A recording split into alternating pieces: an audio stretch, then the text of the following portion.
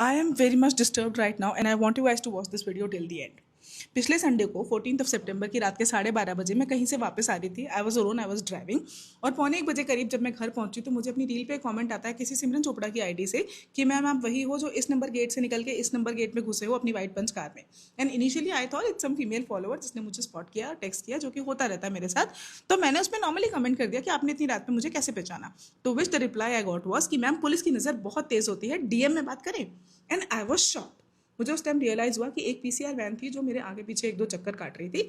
And मुझे एकदम से डाउट हुआ कि ये शायद वही बंदा है। मैंने उसको ऐड किया एंड आई टेक्सटेड हिम कि आप कौन हो और मुझे क्यों मैसेज कर रहे हो। तो विच ही रिप्लाइड कि मैं पीसीआर में बैठा हुआ पुलिस वाला हूँ, आप मेरे आगे से निकले, देखते ही आप मुझे बहुत अच्छे लगे, इसलिए मैंने आपकी गाड़ी के नंबर से आपकी पर्सनल डिटेल्स निकाली, आपका इंस्टाग्राम ढूंढा and because I couldn't message you, मैंने आपकी रील पे कमेंट किया। And I was so shocked ये सोच के कि एक पीसीआर वाला जिसको कि गवर्नमेंट ने हमारी सेफ्टी और सिक्योरिटी के लिए अपॉइंट किया है, वो इस तरह से मेरी लाइव मूवमेंट ट्रैक करके मेरी पर्सनल डिटेल्स निकाल के मुझे इस तरह से मैसेज कैसे कर सकता है। And he didn't stop there, he started texting me rubbish उसके बाद कि आप बहुत सुंदर हो, आप इतने साल के दिखते नहीं हो, मुझसे 2 साल बड़े दिखते हो, मुझे आपसे दोस्ती करनी है, मेरी कोई फीमेल फ्रेंड नहीं है, ब्ला ब्ला ब्ला, इस तरह के फालतू messages. And I was so shocked and disturb कि एक पुलिस वाला मुझे इस तरह से मैसेजेस कैसे कर सकता है।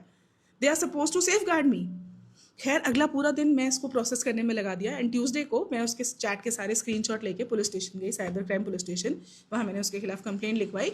एंड पूरा हफ्ता मैं इतनी ज़्यादा डिस्टर्ब रही ये सोच सोच के कि भाई मैं 50 साल की होने वाली हूँ और इस उम्र तक भी मुझे अपने आप को इन सब चीज़ों से बचाना है।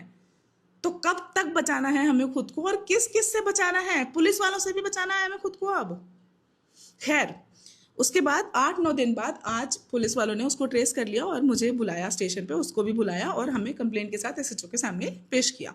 यहाँ सुनो, एसएचओ और उनके नीचे एक और ऑफिसर था, वो मुझसे कहते हैं कि मैम इसने ऐसा क्या ही कह दिया जिससे आप ऑफेंड हो गए, ये तो नॉर्मल है, इसकी कोई गलत इरादे थोड़ी ना थे, ये आपसे दोस्ती ही तो करना चाहता था, आपको दोस्ती नहीं करनी है तो ब्लॉक करो और आगे बढ़ो। आई वॉज शॉक्ड, ये किस तरह का अप्रोच है? पुलिस वाले मुझसे ये कह रहे हैं, वो मुझे ये कह रहे हैं कि हम तो अपनी बहू बेटियों को भी यही कहते हैं कि ऐसे मैसेजेस को ब्लॉक करो और आगे बढ़ो। आपके 2 लाख फॉलोअर्स हैं, उसमें से कोई 2-4 तो ऐसे निकलेंगे ना। आप कब तक कंप्लेंट करते रहोगे ब्लॉक करो और आगे बढ़ो? अरे क्यों ब्लॉक करें, क्यों जाने दें?